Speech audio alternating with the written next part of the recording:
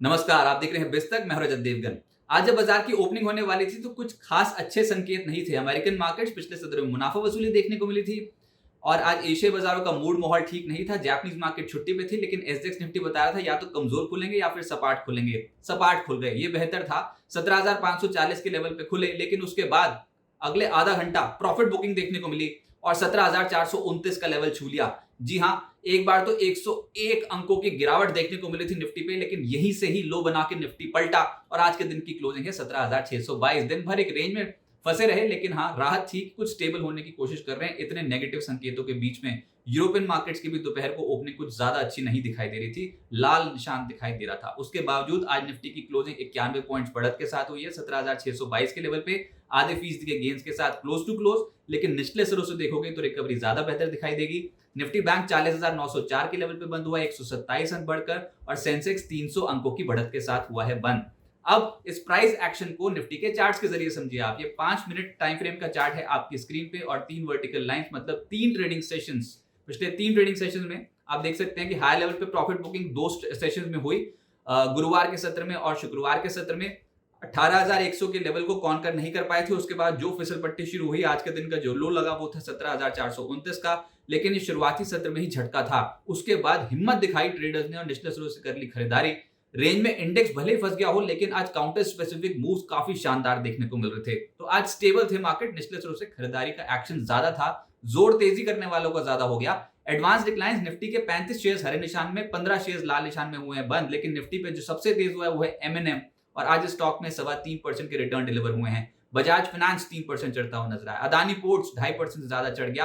SBI life और HUL जैसे stocks भी 2% से 2.5% चढ़ते हुए नजर आए। जो नहीं चले वो थे मेटल्स, जिसमें टाटा स्टील और जेएसडब्ल्यू स्टील नेगेटिव एक्शन था। टाटा स्टील 2.25% हल्का हुआ, जेएसडब्ल्यू स्टील भी 1% कमजोर हुआ। Tata Motors, Britannia, power grid जैसे स्टॉक्स आज हल्के होते हुए नजर आए। लेकिन जो सबसे बड़ी खबर रूल कर गई वो थी सीमेंट सेक्टर में। जी हां, अदानी की एंट्री हो गई सीमेंट सेक्टर में और एसीसी अंबुजा की जो डील है वो कंप्लीट हुई। होलसेल का पूरा हिस्सा अदानी ने खरीद लिया। लेकिन बाजार को कॉन्फिडेंस सीमेंट सेक्टर में इस चीज से आया कि प्रमोटर ने फंड इंफ्यूज कर दिया। जी हां, अदानी ग्रुप को कन्वर्टेबल वारंट्स जारी हुए हैं। 47.74 करोड़ कन्वर्टेबल वारंट्स 418.87 के भाव पे जारी हुए, और इसका एक बहुत ही पॉजिटिव इंपैक्ट हमने पूरे सीमेंट इंडस्ट्री पे आता हुआ देखा। अंबुजा सीमेंट में 20,000 करोड़ रुपए रकम डालेगा अदानी ग्रुप। इस कन्वर्टेबल वारंट्स जो उनको इशू किए गए हैं उसके बदले 20,000 करोड़ रुपए अंबुजा सीमेंट को मिलेंगे। 20,000 करोड़ रुपए की राशि अंबुजा सीमेंट को क्यों चाहिए? इस सवाल का जवाब बाजार ढूंढने की कोशिश कर रहा है, और उसी के चलते कहीं इनऑर्गेनिक पाथ यानी कि कुछ एक्विजिशंस अंबुजा सीमेंट ना कर ले, इसी के चलते लोअर एंड पे बहुत सारी आज कंपनियों में एकदम से खरीदारी आ गई और वैल्यू कैचअप तो हुआ ही, लेकिन मिड कैप स्टॉक्स आज के सत्र में बहुत जबरदस्त सीमेंट सेक्टर से जुड़ी कंपनियां प्रदर्शन कर रही थी। देश में अब तक का सबसे बड़ा प्राइवेट अलॉटमेंट हुआ है सीमेंट सेक्टर में। नोवोका विस्तास आज के सत्र में लगभग 13% से ज्यादा चढ़ा है। इसके अलावा अंबुजा खुद 9.5% चढ़ गया। वन वे ट्रैक पे लाइफ हाई पे पहुंचा है अंबुजा सीमेंट। इंडिया सीमेंट 9% चढ़ता हुआ नजर आया। प्रिज्म जॉनसन लगभग 5.5% चढ़ा है। स्टार सीमेंट, सागर सीमेंट, इन स्टॉक्स में 4% से 4.5% की तेजी डिलीवर होती हुई नजर आई। लेकिन आज का चार्ट ऑफ द डे बना है सीमेंट सेक्टर से ही, और वो है नोवोको विस्तास। जी हां, सीमेंट कंपनी है, मिड कैप कैटेगरी की कंपनी नोवोका विस्तास, और इसका जो चार्ट है ये है आपकी स्क्रीन पे। 15 मिनट टाइम फ्रेम का चार्ट है, और क्या जबरदस्त एक्शन। 2 पड़ाव बहुत इंपॉर्टेंट थे, एक था 410, उसके बाद था 428। 428 पिछले हफ्ते का स्विंग हाई था, लेकिन आज के सत्र में जो ओपनिंग हुई वो पहली ही टिक 410 के लेवल के ऊपर आ गई। उसके बाद हमने इसको बाजार के विपरीत दिशा में चलते देखा और एकदम से तेजी इसको ले गई 11 साढ़े 11 बजे के आसपास 428 के लेवल के भी ऊपर, यानी कि पिछले हफ्ते के हाई को निकाल दिया। उसके बाद ज्यादातर सीमेंट स्टॉक्स, चाहे वो नोवोको विस्तास हो या फिर इंडिया सीमेंट हो या फिर अंबुजा, आपको एक रेंज में दिखाई देंगे दिन भर। रियल एक्शन तब बना जब बाजार की क्लोजिंग के जस्ट 1-1.5 घंटा पहले इन स्टॉक्स में एकदम से फिर से तेजी बन गई और जोरदार तेजी पकड़ ली। पिछला क्लोज था 402 का, आज ओपन हुआ 405.50, लो लगा 404.35, और हाई आज का है 460। जबरदस्त रिटर्न, क्लोज हुआ है 456 के लेवल पे, यानी कि 13.4% का रिटर्न इंट्राडे बेसिस पे नोवोको विस्तास में आया है। और मिड कैप सीमेंट स्टॉक्स में आज के सत्र में जबरदस्त रिटर्न इंट्राडे बेसिस पे डिलीवर हुए हैं। इसके अलावा सरकारी बैंक्स आज के सत्र में एक्शन में थे। शुरुआत बहुत बेहतर थी, ऊपर से थोड़ी प्रॉफिट बुकिंग हो गई, लेकिन जो फिर भी हरियाली दिखाई दे रही थी स्क्रीन पे उसमें इंडियन बैंक था 4% ऊपर, बैंक ऑफ इंडिया लगभग 3% ऊपर, यूको बैंक 2%, एसबीआई 2% चढ़ गया आज। इसके अलावा पीएनबी, यूनियन बैंक में भी तेजी देखने को मिली। ऑटोज लीड कर गया, एस्कॉर्ट्स, कुबोटा, इस स्टॉक्स में 8% का रिटर्न डिलीवर हुआ है। एमएनएम 3.25% चढ़ा, आयशर मोटर, मारुति सुजुकी और बजाज ऑटो जैसे स्टॉक्स में आज एक्शन तेज था। एफएमसीजी में आज लीड कर रहा था एचयूएल 2% की तेजी के साथ। इसके अलावा Procter and Gamble, hygiene and health care 2% चढ़ा है। नेस्ले, मैकडॉवेल, गोदरेज कंज्यूमर और आईटीसी में एक्शन स्ट्रॉन्ग था। जो नहीं चले वो दो थे, एक था रियल्टी और एक था मेटल्स। रियल्टी में आज ब्रिगेड में 4% का क्रैक पड़ा। इसके अलावा गोदरेज प्रॉपर्टीज हफ्ते के पहले कारोबारी सत्र में ही हल्का हो गया 0.25%।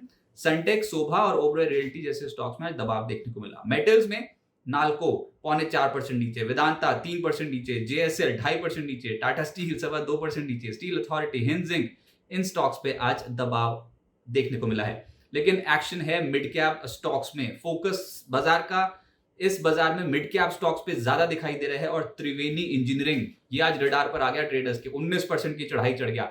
मेगमनी फाइन कैप लगभग 10.5% चढ़ता हुआ नजर आया। डिश टीवी 9.25% चढ़ा है। बोरोसिल लिमिटेड 8% ज्यादा चढ़ा। पीएनबी हाउसिंग और जैकॉब जैसे स्टॉक्स आज तेजी में थे, 8% की तेजी। फोर्टिस में 8% की तेजी बनी। वेल्समैन कॉर्प 0.8% चढ़ा है। त्रिवेणी टर्बाइन 7%, दावत लगभग 7%, कर्नाटका बैंक और मैसडॉक जैसे जो स्टॉक्स हैं यहाँ पर भी 6% से ज्यादा के रिटर्न्स डिलीवर हुए हैं। एफएनओ गेनर्स में तो आप सीमेंट को ही पाएंगे, जिसको लीड कर रहा था अंबुजा सीमेंट, इंडिया सीमेंट। इसके अलावा एस्कॉर्ट्स तेज था ऑटो में, और साथ साथ मैक्स फाइनेंशियल 3% चढ़ा है और एमएनएम 3% चढ़ा है। लेकिन जो लूजर थे उसमें था कैनफिन होम्स, 7% का क्रैक।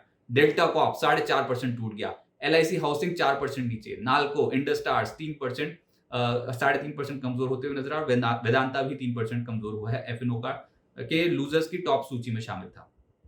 अब आगे क्या होगा? देखिए, आज निचले स्रोत से कुछ संभलने की कोशिश तो की है, तो लगातार जो हम गिरावट देख रहे थे पिछले 2 ट्रेडिंग सेशन पे, उस पर ब्रेक लगा और आज एक बार ट्रेडर्स ने हिम्मत तो जुटाई। इतने नेगेटिव ग्लोबल संकेतों के बीच में हमने आज ज्यादा गिरावट होने की, उल्टा निचले स्रोत से रिकवरी आ गई, तो ये ठीक। लेकिन एफआईएस के मूड माहौल को देखना होगा। कल से एफओएमसी की 2 दिवसीय बैठक शुरू हो रही है और 21 सितंबर भारत के समय अनुसार देर रात को फैसला आएगा कि कितनी ब्याज दरें बढ़ी। यूएस फेड एक्सपेक्टेशन तो यही है कि 0.75% से 1% की रेट हाइक करता हुआ नजर आएगा। देखना होगा वहां पर क्या कुछ कमेंट्री फेड चेयर करते हैं, लेकिन इसका एक बड़ा इम्पैक्ट ग्लोबल मार्केट्स पे देखने को मिलेगा। और असल में रियल एक्शन जो है ना, वो सब यूएस पे डिपेंड करता है कि यूएस मार्केट्स कैसे बिहेव करते हैं। लेकिन टेक्निकली निफ्टी ने आज स्ट्रेंथ शो करी, जैसे मैं कह रहा हूँ कि अब ये जो आज का लो लग गया ना, इसको बहुत क्लोजली ट्रैक करो। 17,450, 17,500 हो सकता है कि बाजार के लिए एक सपोर्ट जोन बन जाए, बाजार यहाँ पर आए, उसके बाद फिर से एक रिकवरी देखने को मिले। अभी तो एक स्टैटिक मूवमेंट, एक रेंज में ही फंसेगा बाजार, ऐसा लग रहा है, क्योंकि ऊपरी स्तरों पर 17,800, 900, 18,000 इन लेवल्स पे कॉल राइटर्स बहुत हैवी खड़े हैं। लेकिन आज पुट राइटर्स ने हिम्मत जुटाई है, यानी कि पुट बेचकर जो चल रहे थे 17,500 के लेवल पे, उनकी संख्या ज्यादा दिखाई दे रही थी। तो कहीं ना कहीं 17,450, 17,500 कुछ बेस बन सकता है, अगर कुछ बहुत बड़ी नेगेटिव खबर ग्लोबल बाजारों से ना आ गई तो। लेकिन हाँ, रियल मूड माहौल तय होगा 21 सितंबर के बाद, जब फेड की कमेंट्री आ जाएगी। उसके बाद ही देखना होगा ग्लोबल बाजारों का मूड माहौल कैसा है और एफआईएस क्या यहाँ से खरीदारी करते हैं कि नहीं। लेकिन अभी फिलहाल अगर ट्रेड करना हो तो mid cap, small cap stocks पे फोकस ज्यादा रखें। इंडेक्स में कोई बहुत सॉलिड रिटर्न्स अभी बनेंगे नहीं। और प्लीज अपनी ट्रेडिंग पोजीशंस बाजार के इस पड़ाव पे थोड़ी लाइट रखिए। निचले स्रोत से खरीदारी के चांसेस तो हैं, लेकिन ग्लोबल बाजारों के संकेत डेफिनेटली देखने होंगे।